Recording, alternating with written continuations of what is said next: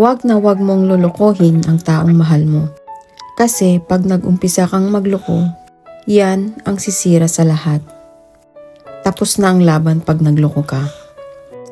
Yung iba nga dyan, diba, sasabihin nila, pinatawad naman ako, may second chance. Pero alam nyo ba na di madaling magbigay ng second chance? May mga taong binibigyan lang kayo ng second chance kasi mahirap silang mawala kayo.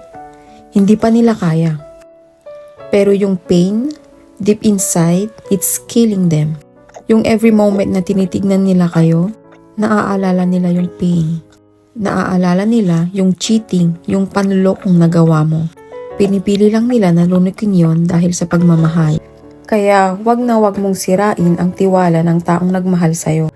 Wag na wag mong sirain ang relasyon nyo sa pamamagitan ng cheating. Kasi malalim na kasalanan yan. At huwag mong hayaan na pagsisihan mo yan balang araw. Pwedeng mawala yung taong pinakamahalaga sa'yo kapag niloko mo siya. So mahalin mo siya ng totoo at walang halong panloloko.